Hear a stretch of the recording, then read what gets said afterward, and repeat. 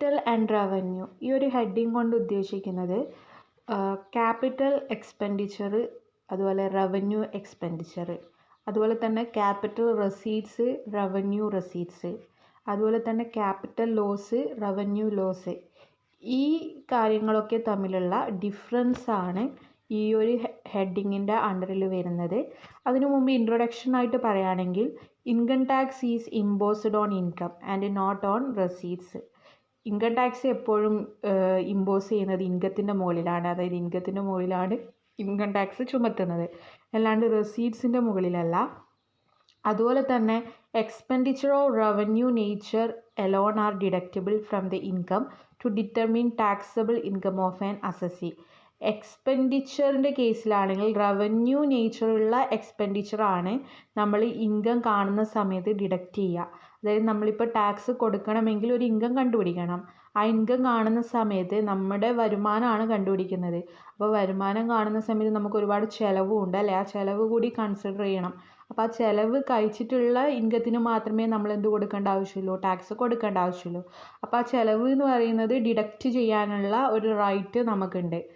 നമുക്കുണ്ടായ ഇൻകത്തിൽ നിന്ന് ആ expenditure deduct ചെയ്യാനുള്ള റേറ്റ് ഉണ്ട്. അപ്പോൾ അങ്ങനെ എക്സ്പെൻഡിച്ചർ ഡിഡക്റ്റ് ചെയ്യുന്ന സമയത്ത് റവന്യൂ നേച്ചറുള്ള എക്സ്പെൻഡിച്ചർ മാത്രമേ ഡിഡക്റ്റ് ചെയ്യാൻ പാടുള്ളൂ. Therefore, it is essential to distinguish between receipts and income as well as payment and expenditure. അതുകൊണ്ട് തന്നെ റെസീറ്റ്സും ഇൻകവും തമ്മിലുള്ള ഡിഫറൻസും അതുപോലെ തന്നെ പേയ്മെൻറ്റും എക്സ്പെൻഡിച്ചർ തമ്മിലുള്ള ഡിഫറൻസും നമുക്ക് അറിയേണ്ടത് ആവശ്യമാണ്. കാരണം ഇൻകം ടാക്സ് ചുമത്തത് ഇൻകത്തിൻ്റെ മുകളിലാണ്, റെസീറ്റ്സിൻ്റെ മുകളിലല്ല. അതുകൊണ്ട് തന്നെ ഇൻകം ആൻഡ് റെസീറ്റ്സ് തമ്മിലുള്ള വ്യത്യാസം നമുക്കറിയണം. അതുപോലെ തന്നെ പേയ്മെൻറ്റ് ആൻഡ് എക്സ്പെൻഡിച്ചർ, നമ്മുടെ എല്ലാ ചിലവിൻ്റെ മുകളിലും, അതായത് നമ്മൾ അടക്കുന്ന എല്ലാ പേയ്മെൻറ്റിനും നമുക്ക് എന്ത് കിട്ടണമെന്നില്ല, ഡിഡക്ഷൻ കിട്ടണമെന്നില്ല. അതിൽ റവന്യൂ നേച്ചറുള്ള എക്സ്പെൻഡിച്ചറിന് മാത്രമേ നമുക്ക് എന്ത് കിട്ടൂ, ഡിഡക്ഷൻ കിട്ടൂ. അപ്പോൾ പേയ്മെൻറ്റ് എന്താണ്, എക്സ്പെൻഡിച്ചർ എന്താണ്, അത് തമ്മിലുള്ള ഡിഫറൻസ് എന്താണെന്നും കൂടി നമ്മൾ അറിയണം. സോ റെസീറ്റ്സിൻ്റെ കാര്യം പറയുകയാണെങ്കിൽ receipts may be of 2 types, capital receipts and revenue receipts. Receipts എന്ന് പറയുന്ന 2 ടൈപ്പ് ഉണ്ട്. ഒന്ന് ക്യാപിറ്റൽ റെസീറ്റ്സും അതുപോലെ തന്നെ റവന്യൂ റെസീറ്റ്സും. അതുപോലെ തന്നെ expenditure may be expenditure capital expenditure and revenue expenditure. എക്സ്പെൻഡിച്ചറും 2 ടൈപ്പ് ഉണ്ട്, ക്യാപിറ്റൽ എക്സ്പെൻഡിച്ചറും റവന്യൂ എക്സ്പെൻഡിച്ചറും. It is not possible to include a particular item under capital or revenue because any item may be of capital nature to one but the same may be of revenue nature to another one. അതായത് നമുക്ക് പെട്ടെന്ന് ഒരു ഐറ്റത്തിനെ capital receipts ആണോ അല്ലെങ്കിൽ revenue receipts ആണോ അല്ലെങ്കിൽ capital expenditure ആണോ അത് റവന്യൂ എക്സ്പെൻഡിച്ചർ ആണോ എന്ന് നമുക്ക് പറയാൻ പറ്റില്ല. കാരണം അത് ഡീൽ ചെയ്യുന്ന വ്യക്തികൾക്ക് ചിലപ്പം ഒരു വ്യക്തിക്ക് അത് റവന്യൂ നേച്ചറുള്ളതായിരിക്കാം, അല്ലെങ്കിൽ മറ്റേ വ്യക്തിക്ക് അത് ക്യാപിറ്റൽ നേച്ചറുള്ളതായിരിക്കാം.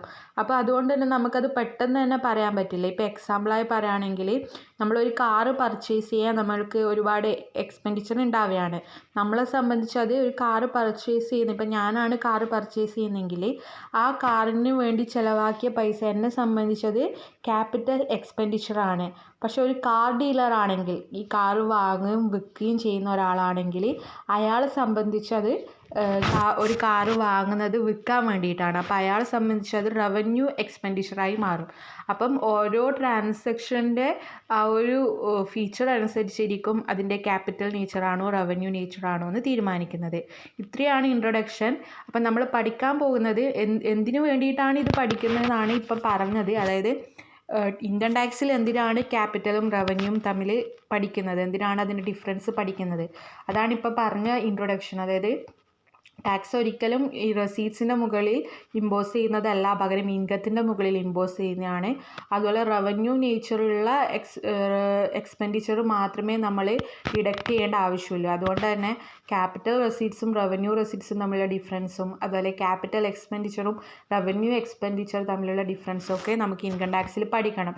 അത് കാറ്റഗറൈസ് ചെയ്താൽ മാത്രമേ നമുക്ക് ടാക്സിൽ അത് ഏതൊക്കെ എടുക്കണം എന്നുള്ള കാര്യത്തിൽ തീരുമാനമാക്കാൻ പറ്റൂ. അപ്പോൾ ആദ്യം തന്നെ നമ്മൾ ക്യാപിറ്റൽ റെസീറ്റ്സും റവന്യൂ റെസീറ്റ്സും ആണ് പറയുന്നത്. അപ്പോൾ അത് തമ്മിലുള്ള ഡിഫറൻസ് ആണ് ഇവിടെ കൊടുത്തിരിക്കുന്നത്. അപ്പോൾ ഡിഫറൻസ് ആണ് നിങ്ങൾ പഠിക്കേണ്ടത്, ക്യാപിറ്റൽ റെസീറ്റ്സും റവന്യൂ റെസീറ്റ്സും തമ്മിലുള്ള ഡിഫറൻസ്. അപ്പം ഡിഫറൻസിൽ തന്നെ അതിൻ്റെ മീനിങ്ങും വരും. അതുകൊണ്ടാണ് എക്സ്ട്രാ അതിൻ്റെ മീനിങ് പറയാത്തത് ഞാൻ. ക്യാപിറ്റൽ റെസീറ്റ്സും റവന്യൂ റെസീറ്റ്സും തമ്മിലുള്ള ഡിഫറൻസ് ആണ് പറയുന്നത്. അതിൽ തന്നെ അതിൻ്റെ മീനിങ്ങും ഉണ്ട്. Okay, number 1, nature of receipts. If a receipt is related to fixed asset, it is capital receipt. And if it is related to current assets or circulating assets, it is revenue receipts. ഒരു fixed അസറ്റുമായി ബന്ധപ്പെട്ട receipt ആണെങ്കിൽ അത് capital റെസീറ്റും, അതുപോലെ തന്നെ current അസറ്റുമായി ബന്ധപ്പെട്ട receipt ആണെങ്കിൽ അത് revenue റെസീറ്റും ആണ്. അത് തന്നെയാണ് അതിൻ്റെ മീനിങ്ങും.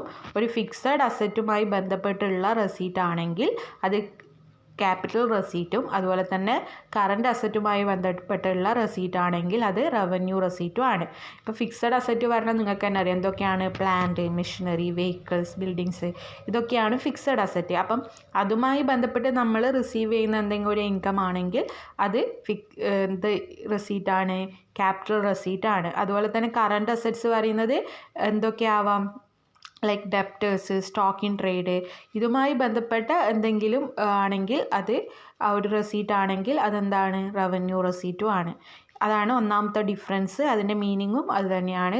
എന്താണ് ക്യാപിറ്റൽ റെസീറ്റ്, എന്താണ് റവന്യൂ റെസീറ്റ് ചോദിച്ചാൽ ഈ ഒരു ഒന്നാമത്തെ ഡിഫറൻസ് തന്നെയാണ് എഴുതേണ്ടത് നേച്ചർ ഓഫ് റെസീറ്റുമായി ബന്ധപ്പെട്ട്. ഓക്കെ, സെക്കൻഡ് വൺ എന്ന് പറയുന്നത് termination of source of income. Termination of source of ഇൻകത്തിൽ പറയുന്നത് any sum received as compensation for the termination of source of income is capital receipt. നമ്മൾ ഒരു സോഴ്സ് ഓഫ് ഇൻകം വേണ്ട വെക്കുന്നതിൻ്റെ ഭാഗമായിട്ട് എന്തെങ്കിലും കോമ്പൻസേഷൻ റിസീവ് ചെയ്യുന്നുണ്ടെങ്കിൽ അത് ക്യാപിറ്റൽ റെസീറ്റ് ആണ്. സോഴ്സ് ഓഫ് ഇൻകം എന്ന് ഉദ്ദേശിക്കുന്നത് നമുക്കിപ്പോൾ ഒരു ജോലിയൊക്കെ ഉണ്ടെങ്കിൽ ആ ജോലി നമ്മൾ വേണ്ട വെക്കുകയാണെങ്കിൽ നമുക്ക് ആ മാസം മാസം കിട്ടുന്ന ഒരു ഇൻകത്തിൻ്റെ സോഴ്സ് ഇല്ലാണ്ടായി അല്ലേ. അതിന് പകരം നമ്മൾ ആ ഒരു ജോലി വേണ്ട വെക്കുന്നതിന് പകരമായിട്ട് നമുക്കൊരു കോമ്പൻസേഷൻ കിട്ടും. അപ്പം നമ്മൾ ആ സോഴ്സ് ഓഫ് ഇൻകം വേണ്ട വെക്കുന്നതിനുമായി ബന്ധപ്പെട്ട് നമുക്ക് കിട്ടുന്ന കോമ്പൻസേഷനാണ്.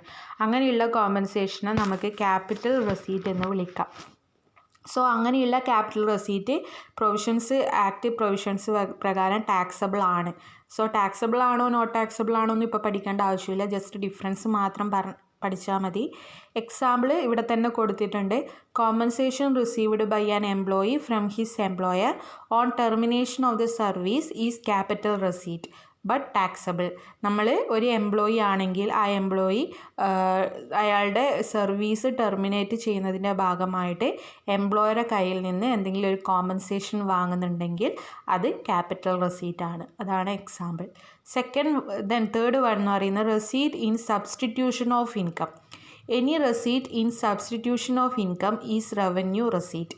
In other words, compensation for the profit to be earned in future is revenue receipt. അതായത് നേരത്തെ പറഞ്ഞത് സോഴ്സ് ഓഫ് ഇൻകം വേണ്ട വെക്കുന്നതിൻ്റെ അല്ലെങ്കിൽ ടെർമിനേറ്റ് ചെയ്യുന്നതിൻ്റെ ഭാഗമായിട്ട് കിട്ടുന്ന റെസീറ്റ് ആണെങ്കിൽ ക്യാപിറ്റൽ റെസീറ്റ് ആണ് എന്നാണ്. ഇവിടെ പറയുന്നത് ഇൻകം വേണ്ട വെക്കുന്നതിൻ്റെ ഭാഗമായിട്ട് എന്തെങ്കിലും ഒരു റെസീറ്റ് കിട്ടുന്നുണ്ടെങ്കിൽ അത് റവന്യൂ റെസീറ്റ് ആണ്. അതായത് നമ്മൾ ഭാവിയിൽ കിട്ടുന്ന ഒരു പ്രോഫിറ്റ് വേണ്ട വെക്കുന്നതിൻ്റെ ഭാഗമായിട്ട് ഒരു കോമ്പൻസേഷൻ റിസീവ് ചെയ്യുന്നുണ്ടെങ്കിൽ അത് റവന്യൂ റെസീറ്റ് ആണ്. നേരത്തെ ഇൻകത്തിൻ്റെ സോഴ്സ് വേണ്ട വെക്കുന്നതാണെങ്കിൽ ക്യാപിറ്റൽ റെസീറ്റും ഇൻകം തന്നെ വേണ്ട വെക്കുന്നതാണെങ്കിൽ അത് റവന്യൂ റെസീറ്റിലേക്കാണ് പോവുക. അപ്പോൾ എക്സാമ്പിൾ റവന്യൂ റെസീറ്റിൻ്റെ സബ്സ്റ്റിറ്റ്യൂഷനോ ഇൻകവുമായി ബന്ധപ്പെട്ട എക്സാമ്പിൾ എന്ന് പറയുന്നത് when a business is sold as whole receipt in respect of the asset except stock in trade is capital receipt, but the amount received in respect of stock in trade is revenue receipt, and the profit if any is taxable under the head income from business. ടാക്സബിളിൻ്റെ കേസൊന്നും നമുക്ക് ആവശ്യമില്ല. So നമ്മളിപ്പോൾ ഒരു business മൊത്തത്തിൽ വിൽക്കുകയാണ്. Okay, business വിൽക്കുന്നതിൻ്റെ ഭാഗമായിട്ട് നമ്മൾ അസറ്റ്സൊക്കെ വിൽക്കും അല്ലേ അതിലുള്ള. അപ്പോൾ ആ അസറ്റ്സിൽ സ്റ്റോക്ക് ഇൻ ട്രേഡ് ഒഴികെയുള്ള മറ്റുള്ള അസറ്റ്സൊക്കെ ആണെങ്കിൽ അത് ക്യാപിറ്റൽ റെസീറ്റിലേക്കാണ് പോവുക. പക്ഷേ സ്റ്റോക്ക് ഇൻ ട്രേഡിൻ്റെ ഭാഗമായിട്ട്, അതായത് ആ ബിസിനസ് വിൽക്കുന്നതിൻ്റെ ഭാഗമായിട്ട് നമ്മൾ സ്റ്റോക്ക് ഇൻ ട്രേഡ് വേണ്ട വെക്കുകയാണ് അല്ലെങ്കിൽ സ്റ്റോക്ക് ഇൻ ട്രേഡാണ് വിൽക്കുന്നതെങ്കിൽ ആ എമൗണ്ട് സ്റ്റോക്ക് ഇൻ ട്രേഡുമായി ബന്ധപ്പെട്ട് കിട്ടിയ ആ എമൗണ്ടിനെ നമുക്ക് റവന്യൂ റെസീറ്റ് എന്ന് വിളിക്കാം. അതായത് നമ്മൾ ഭാവിയിൽ ആ സ്റ്റോക്ക് ഇൻ ട്രേഡ് സെയിൽ ചെയ്താൽ നമുക്ക് ഒരുപാട് പ്രോഫിറ്റ് കിട്ടും. ആ പ്രോഫിറ്റ് വേണ്ട വെച്ചുകൊണ്ടാണ് നമ്മൾ ആ റെസീറ്റ്സ് വാങ്ങുന്നത്. അതുകൊണ്ട് തന്നെ അതിനെ റവന്യൂ റെസീറ്റ് എന്ന് വിളിക്കാം. ഓക്കെ, ദെൻ നെക്സ്റ്റ് വൺ എന്ന് പറയുന്നത് compensation on surrender of a right. So അതിലെ explanation, any amount received as compensation on surrendering a right is capital receipt, whereas any amount received for loss of future income is revenue receipts. നിങ്ങൾ ഒരു right surrender ചെയ്തിട്ട് എന്തെങ്കിലും ഒരു compensation receive ചെയ്യുന്നുണ്ടെങ്കിൽ അത് capital receipt ആണ്. അതുപോലെ തന്നെ ഭാവിയിലുള്ള ഒരു ഫ്യൂച്ചർ ഇൻകം വേണ്ട വെച്ചുകൊണ്ട്, ഫ്യൂച്ചർ ഇൻകത്തിൻ്റെ വേണ്ട വെച്ചുകൊണ്ടുള്ള ഒരു നഷ്ടമാണ്. ഫ്യൂച്ചർ ഇൻകം വേണ്ട വെക്കുന്നതിന് പകരമായിട്ട് വാങ്ങുന്ന എന്തെങ്കിലും ഒരു എമൗണ്ട് ആണെങ്കിൽ അത് റവന്യൂ റെസിറ്റും ആണ്. എക്സാമ്പിൾ പറയുകയാണെങ്കിൽ, ഇപ്പോൾ ഒരു ഓതർ അയാളുടെ കോപ്പി റൈറ്റ് ഗിവ് അപ്പ് ചെയ്യുന്നു, ഓക്കെ, എന്നിട്ട് അതിന് പകരമായിട്ട് ഒരു കോമ്പൻസേഷൻ വാങ്ങുന്നു. അതിനെ നമുക്ക് ക്യാപിറ്റൽ റെസീറ്റ് എന്ന് വിളിക്കാം. അവിടെ അയാളുടെ റൈറ്റ്, കോപ്പി റൈറ്റ് അയാൾ എന്ത് ചെയ്യുന്നു, സറണ്ടർ ചെയ്തിട്ട് ഒരു കോമ്പൻസേഷൻ വാങ്ങുകയാണ്. അത് ക്യാപിറ്റൽ റെസീറ്റ് ആണ്. But when he receive it as advance royalty for future year it is revenue receipt. പക്ഷേ സെയിം ടൈമിൽ അത് അയാൾ ഒരു അഡ്വാൻസ് റോയൽറ്റി ആയിട്ട് റിസീവ് ചെയ്യുകയാണെങ്കിൽ, ഭാവിയിലേക്കുള്ള ഫ്യൂച്ചർ ഇയറിലേക്കുള്ള അഡ്വാൻസ് റോയൽറ്റി ആയിട്ടാണ് റിസീവ് ചെയ്യുന്നതെങ്കിൽ അത് റവന്യൂ റെസീറ്റ് ആണ്. അങ്ങനെയുള്ള കേസിൽ എന്തായി മാറി, ഫ്യൂച്ചർ ഇയേഴ്സിലാണ് അയാൾ അഡ്വാൻസ് റോയൽറ്റി റിസീവ് ചെയ്യുന്നത്. അതുകൊണ്ട് തന്നെ ഫ്യൂച്ചറിലുള്ള ഇൻകമാണ് അയാൾക്ക് നഷ്ടമാവുന്നത്. അങ്ങനെയുള്ള കേസിൽ അത് റവന്യൂ റെസീറ്റിലേക്ക് പോയി. ദെൻ നെക്സ്റ്റ് 5th വൺ എന്ന് പറയുന്നത് പർപ്പസ് ഓഫ് ട്രാൻസാക്ഷൻ ആണ്. When an asset is purchased for personal or domestic use and later sold by chance it is not revenue receipt. നിങ്ങളുടെ കയ്യിലുള്ള അല്ലെങ്കിൽ നിങ്ങൾ ഉപയോഗിച്ചുകൊണ്ടിരിക്കുന്ന ഒരു പേഴ്സണൽ അസറ്റ്, ഡൊമസ്റ്റിക് യൂസിനൊക്കെ വേണ്ടി ഉപയോഗിച്ച ഒരു അസറ്റാണ് നിങ്ങൾ വിൽക്കുന്നതെങ്കിൽ അത് റവന്യൂ റെസീറ്റ് എന്ന് നമുക്ക് വിളിക്കാൻ പറ്റില്ല. അതിനെ ക്യാപിറ്റൽ റെസീറ്റ് എന്നാണ് വിളിക്കുക. Then on the other hand, when the same asset is purchased by a trader with the purpose of selling the same, the receipt is revenue receipt. മറിച്ച് നിങ്ങൾ ആ അസറ്റ് വാങ്ങിയത് തന്നെ വിൽക്കാൻ വേണ്ടിയാണെങ്കിൽ, പർപ്പസ് ഓഫ് സെല്ലിംഗ് ആണെങ്കിൽ അത് റവന്യൂ റെസീറ്റാണ്. അതായത് നിങ്ങളൊരു അസറ്റ് ഒരാളുടെ കയ്യിൽ നിന്ന് സാധാരണ ഡൊമസ്റ്റിക് യൂസിന് വേണ്ടി വാങ്ങിയിട്ട് പിന്നീട് പെട്ടെന്ന് ഒരു സാഹചര്യത്തിൽ അത് വിൽക്കുകയാണെങ്കിൽ അത് ക്യാപിറ്റൽ റെസീറ്റാണ്, റവന്യൂ റെസീറ്റ് അല്ല. മറിച്ച് നിങ്ങൾ ആ അസറ്റ് വാങ്ങിയത് വിൽക്കുന്നതിന് വേണ്ടിയാണെങ്കിൽ പിന്നീട് അത് വിറ്റ് കിട്ടുന്നത് റവന്യൂ റെസീറ്റിലേക്കാണ് പോവുക. അപ്പോൾ ഇത്രയാണ് ഡിഫറൻസ്. നേച്ചർ ഓഫ് റെസീറ്റിലെ ഡിഫറൻസ്, റെസീറ്റിൻ്റെ നേച്ചർ അനുസരിച്ച് ഫിക്സഡ് അസറ്റുമായി ബന്ധപ്പെട്ടിട്ടുള്ള റെസീറ്റ് ആണെങ്കിൽ അത് ക്യാപിറ്റൽ റെസീറ്റും, കറണ്ട് അസറ്റുമായി ബന്ധപ്പെട്ടുള്ള റെസീറ്റ് ആണെങ്കിൽ അത് റവന്യൂ റെസീറ്റും ആണ്. ടെർമിനേഷൻ ഓഫ് സോഴ്സ് ഓഫ് ഇൻകത്തിൽ പറയുന്നത് ഒരു സോഴ്സ് ഓഫ് ഇൻകം വേണ്ട വെക്കുന്നതിനും പകരമായിട്ട് കിട്ടുന്ന കോമ്പൻസേഷനും എമൗണ്ടും ഒക്കെ ആണെങ്കിൽ അത് ക്യാപിറ്റൽ റെസീറ്റ് ആണ്. Then receipt in substitution of ഇൻകത്തിൽ പറയുന്നത് ഒരു ഇൻകം സബ്സ്റ്റിറ്റ്യൂട്ട് ചെയ്യുന്നതിന് പകരമായിട്ട് അല്ലെങ്കിൽ ഒരു ഇൻകം വേണ്ട വെക്കുന്നതിന് പകരമായിട്ട് കിട്ടുന്ന റെസീറ്റ് ആണെങ്കിൽ അത് റവന്യൂ റെസീറ്റ് ആണ്. Then compensation of surrender of a റൈറ്റിൽ പറയുന്നത് ഒരു റൈറ്റ് സറണ്ടർ ചെയ്യുന്നതിന് ഭാഗമായിട്ട് നിങ്ങൾ എന്തെങ്കിലും ഒരു കോമ്പൻസേഷൻ റിസീവ് ചെയ്യുന്നുണ്ടെങ്കിൽ അത് ക്യാപിറ്റൽ റെസീറ്റ് ആണ്. അതേ കേസിൽ തന്നെ ഒരു റൈറ്റ് നിങ്ങൾ ഫ്യൂച്ചറിലെ ഇൻകം ഇല്ലാണ്ടാവുന്നതിന് പകരമായിട്ട്, ഫ്യൂച്ചറിൽ കിട്ടുന്ന ഇൻകത്തിൻ്റെ നഷ്ടപരിഹാരമായിട്ടാണ് ഒരു എമൗണ്ട് റിസീവ് ചെയ്യുന്നതെങ്കിൽ അത് റവന്യൂ റെസീറ്റും ആയി മാറും. ദെൻ ട്രാൻസാക്ഷൻ, പർപ്പസ് ഓഫ് ട്രാൻസാക്ഷൻ്റെ ഒരു ഇതുപോലെ ഇരിക്കും.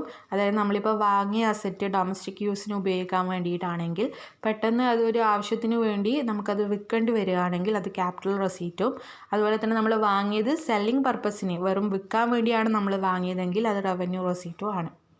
ഇത്രയാണ് ക്യാപിറ്റൽ റെസീറ്റും റവന്യൂ റെസീറ്റും തമ്മിലുള്ള ഡിഫറൻസ്.